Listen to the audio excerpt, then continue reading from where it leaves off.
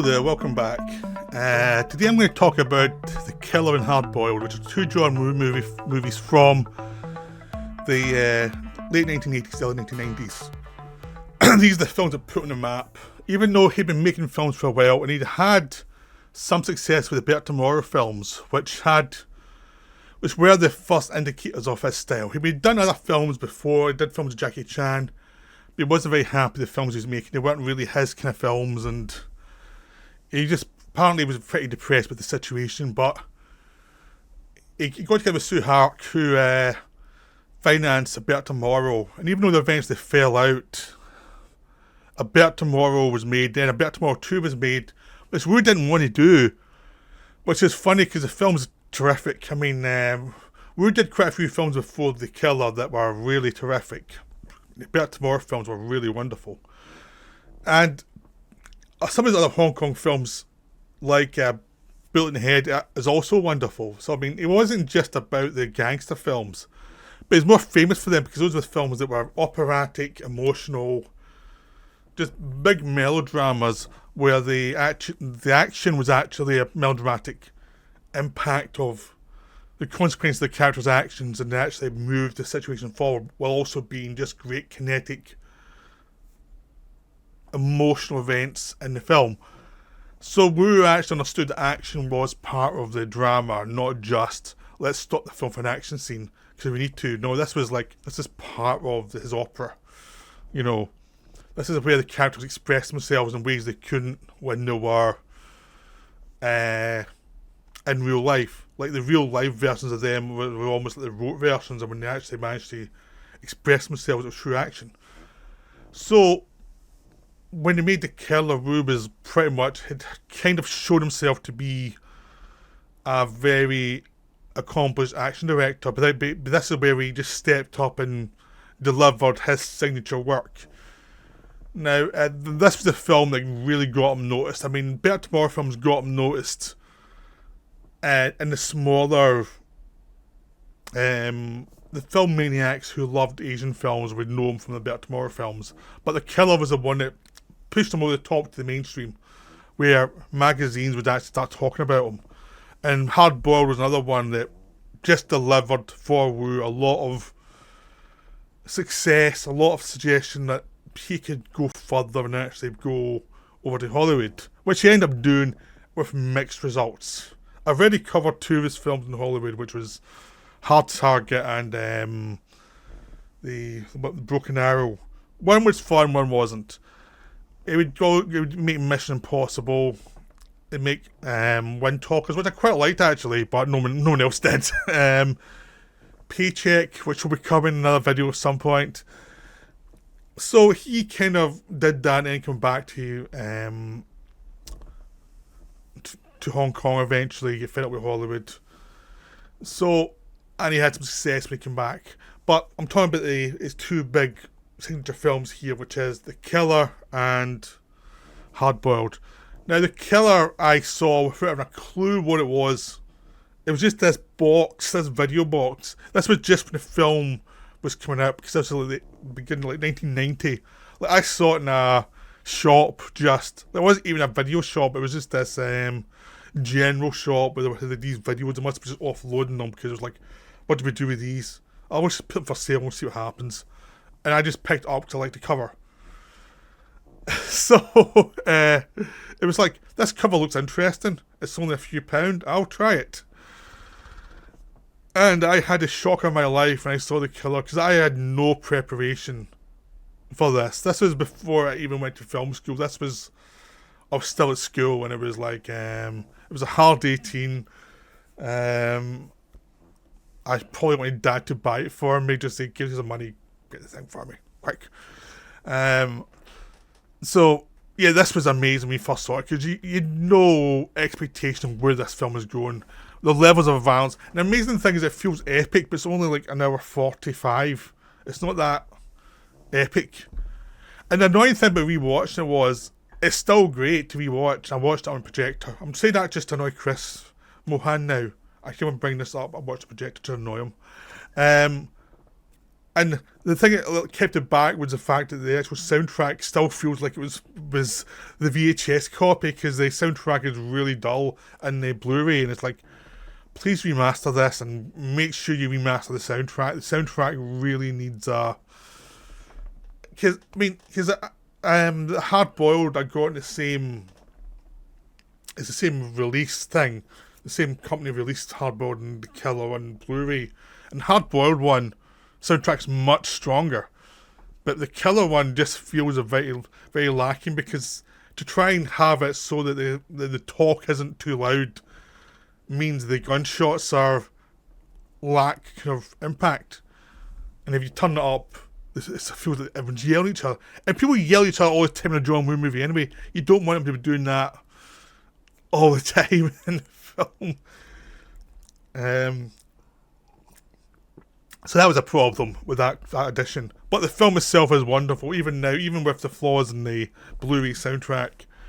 It's still wonderful. There's still just it's just a progression of the melodrama, where you have a cop and a crook, which was Woo's kind of preferred mode, where you have some people on one side of the law and some people on the other side of the law. So some people in Better Tomorrow, someone try to go straight after being a gangster and dealing with his brother who's a cop. And this one is Chow Yun Fat as the killer, the assassin, who's getting chased down by a cop for an assassination he did.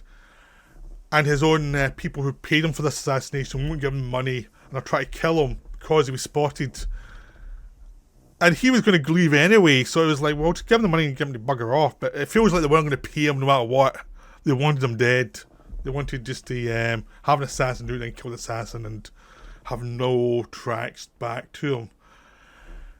And what you have is a film that is about like the bonds that bind these people together amidst a world that is cruel and nasty.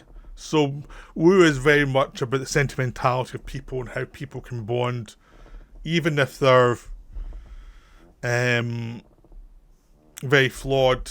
They can bond over their intent of they'll try to do better, they'll try to be a better person, they'll try to do the right thing. So even if they make mistakes, they still bond over their past interactions and what they'll try to do now. So the hitman is trying to go straight. He's trying to... This assassination he's caught up on was his last assassination. His last job, and it all goes wrong. But they don't overplay that, which is really nice. It's like, it's just a statement of fact, I'm sick of this, I'll do this one. And he does this last job because he's trying to get money for this girl who he accidentally blinded during a job. So he doesn't want to do this anymore, but he feels obliged to do it to make up for his own mistakes.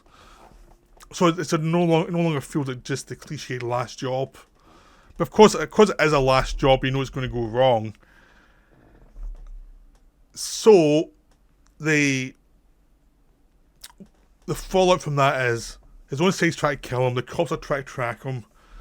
So he's basically shooting out the cops and the crooks, and he has to keep on fighting to get his money, to get this girl an operation that will, save her life. And he's dealing with his own guilt. He's dealing with his friend who's also an assassin who's been injured in the past, who is a middleman between him and the employers. And his pal initially betrays him, but then feels guilty and tries to make it up. So that's their bond, as they're both operating in a world where it doesn't really want their old code. And the new generation is just brutal and nasty. But happily, they're mostly dead by the end of the film. And the film is just about the bonds amidst these action scenes. So there's a bond between the crook and the girl he injured, because she doesn't know it for a while that he was the one that injured her. But eventually, by the time she figures it out, by the time she's told it, she's got to know the real person and what he's trying to do to help her. So she can understand that even though she's angry with him, he's actually trying to make up for his mistake. He's not trying to just say, oh, well, collateral damage. He's trying to make up for it. If he was guilty, he's making up for it. So it's like there is a sense of kindness to him that she understands. The cop is also like a lone wolf cop who no one else trusts, played by Danny Lee. He's the kind of, when you watch him compared to Tony Leung in Hard Boiled, he very much looks like the weak link in the films because he's fine, but he's not Tony Leung, who's a much better actor. But he works well for this part because he's a guy who, he's a rebel cop, but he's not a stupidly rebel cop. He's a cop who tries to do the right thing, but his instincts go against the procedures of his co-workers, and he's always in trouble. But that kind of outsiderness allows him to understand the motivations of the crook he's chasing, but also makes him understand the humanity of the guy he's chasing. Even though he still wants to catch him for most of the film, it allows him to actually be able to get a better idea of what the guy's going to do.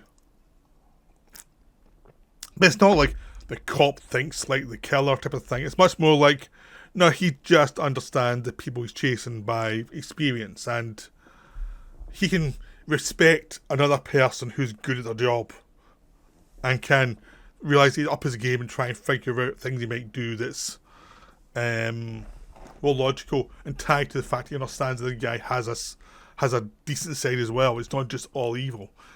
So you've got this kind of duel between these two this cop and this criminal that remains interesting throughout. It has flows back and forward on different points of view. And also, it means the film always keeps interesting. There's always something going on, whether it's the criminal side where they're trying to get Chow Yun Fat's character the money from his pal or his own actions. And there's some stuff where he ends up trying to assassinate the guy who ripped him off. There's he's also trying to find out who his employer actually was, because he was just giving him money in the target. He didn't know who he was working for. So he has to figure that out first. And you've also got the cop trying to figure out and chase him down. And so there's always action, there's always things going on, but the action always feels motivated. The action always feels like people are doing the logical thing, and people are spotting each other's tactics, and it always feels like there's something interesting going on. Which makes it very different from a lot of action movies. And also means when the action starts and Wu goes full bong into it, everyone feels motivated. You always get into it. It doesn't feel like gratuitous violence. By the end, when everyone's fighting each other, it feels earned. It feels like everybody's been like pent up, angry at each other, and finally this final shootout at a church, as abandoned church, is the only way this is going to get solved. And it's glorious. It's just a wonderful thing. Even with the problems with the soundtrack, it's still a wonderful sequence. And the film is a wonderful film. I mean, I really wish there's a better remaster of it, though. It really needs a remaster. I'm hoping there's one getting done, because there's a remake coming out, directed by John Woo, that I hope means they'll be doing a remaster of the original for its release. So now we're going to Hard Boiled, which is the lesser of the films in lots of ways, but in some ways it's more fun, because it is an unapologetic genre film by John Woo. He's leaning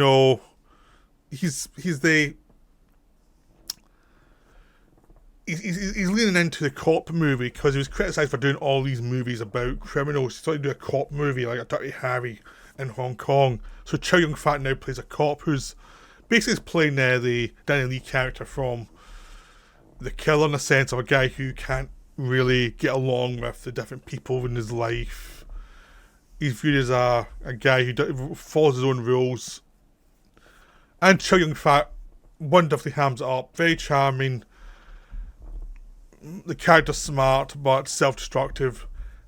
He means well, but he's always in an action scene, it seems.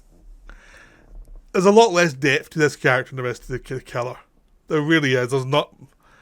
It's hanging on by Chow Yun Fat's charm, because the character that's there is not that complicated. It's more a cartoon.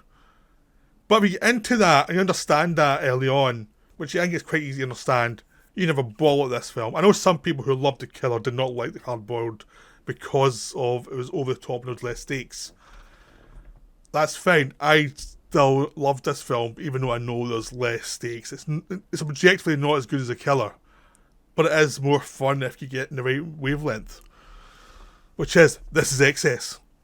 It also covers from the same thing of, it has a really, the advantage is that Tony Leung plays the guy undercover, the cop who's undercover, who everyone thinks is a criminal. It's played by a very young Tony Leung, who's still got the talent even then. Even when he was starting out, you tell this guy was going someplace. Even watching the film back there, you can tell, oh, that guy's good. And looking back on it, it's like, oh, yeah, of course it's Tony Leung. Of course he's good. And he's like stealing the film from Chow Yun Fat for half the movie. He's really delivering. And they have a nice back and forth. And even though Chow Yun Fat is much more developed as a screen presence, he's much more confident in himself. Tony Leung is still an actor learning. They can give as good as they get with each other, and it really works. The actual dynamic between the two lead characters is actually stronger because it's a stronger actor to play against Chow Yun Fat. It's just the writing's not as good. But that doesn't matter ultimately, because what you have is set piece after set piece, and it's like, essentially the plot is like Tony Leung is a guy who's undercover, and he's sending information to the crooks, to the cops about the crooks, just as there's going to be a new crime boss is coming in and taking over from the old crime boss that is where Tony Leung is undercover with. So he's getting moved over to, once the old boss is killed, he's now with the new boss. The new boss is played by Anthony Wong, who was in the middle of, I think of his Category 3 era films. And he gives a performance that is as if he's in a Category 3 level film. It's great. He's so good. It's that thing of the villain's so good, you enjoy every minute of him because he's just so over the top and so without subtlety, but just chewing every bit of scenery. And it's just wonderful. I adored his performance in this film. But again, it's keeping the film. The film is a film where the second half takes place in a hospital because the criminals have hidden their stash in this very James Bondian layer at the bottom of the hospital. And there were bombs all around the hospital, blow up, if the police come near it. Then some police get in the building and there's lots of shootouts, and it's so cartoonish. But it's just an excuse to have more and more action, more and more crazy action. And it just works. And before that, you've already had 2 top-class action scenes. You've had a sequence where they're in a warehouse. So first, the one set of crooks attacks another set of crooks and kills them. And then when they're about to steal all these other crooks' goods, Chow Yun Fat appears and has a massive shootout with them. And this is a 20-minute sequence that's utterly ridiculous, but every shot is perfect. It's so well done. Then there's also a great scene on a boat where Chow Yun Fat and Tony Leung are fighting against all these criminals coming at them.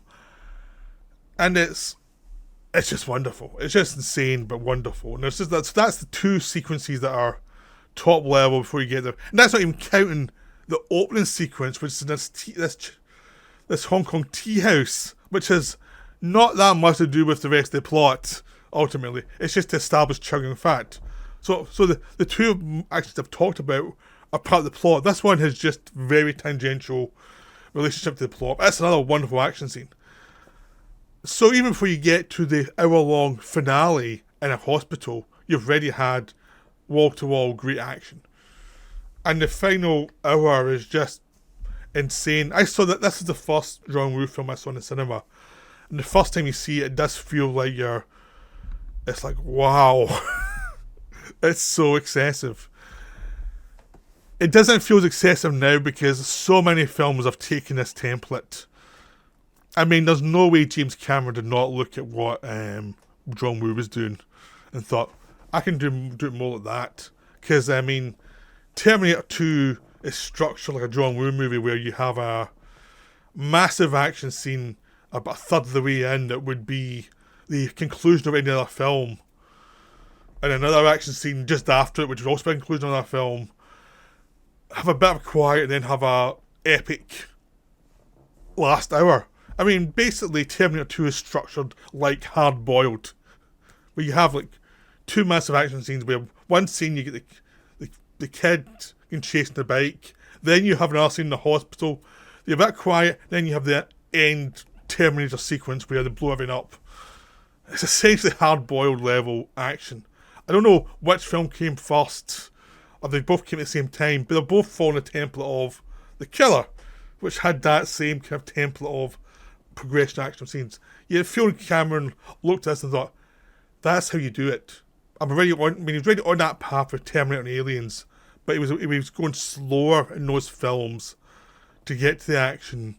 But with Terminator 2, that's been really up to action. You get feeling that Wu was a really good influence on him to how to structure his action for the mass audiences. And lots of other directors followed him too, but a lot of bad directors followed him too. I mean, that's the thing. I mentioned James Cameron because he's the one who took the template and did it right. Other directors, I mean, we've also seen True Lies took the template of a Wu film and did it right. But a lot of other directors just took it and just had lots of action that didn't have any emotion. So it's like, it's a way to do an action movie, a structure to an action movie. But you have to have the things in between to motivate it. I mean, Hard Boiled has them, but they don't really matter that much. It's just an excuse to have an action scene. I mean, the setups of the two action scenes in the middle of the film, or the early middle of the film, are good enough, but they're really there to have these massive action scenes. You could have had a much smaller version of these scenes, and it'd been fine. But no, they were there, almost like a musical sequence. Like, we're going to have this big sequence, and this is the setup for this sequence. Like, John Woo was really a guy who understood the musicals and how they could influence action scenes. So what I'm saying is, these two films are awesome. They're just so good. Even now, they're so good because they're a part of a guy who wanted to do a certain thing with the genre, and he did it. And in a weird way, after I had to go to America to try and adjust a little bit more, because I don't think he could go much further than Hard Boiled. I think he had to change ultimately because there was only so much you can do with that. But these are like a peak of a director who's a terrific stylist. And he still went on and did some good stuff. He did Face Off, which is really good. And I've heard some of his Hong Kong stuff and getting back. It's been good. I still need to watch his epic Cliff Walker. Oh, that's not the right title. It's the one between the Lung. It's the epic 4-hour thing. I still need to watch that. I've got it in Blu-ray. I need to watch it. I keep on looking at the running time and go, maybe next week. But I will get there.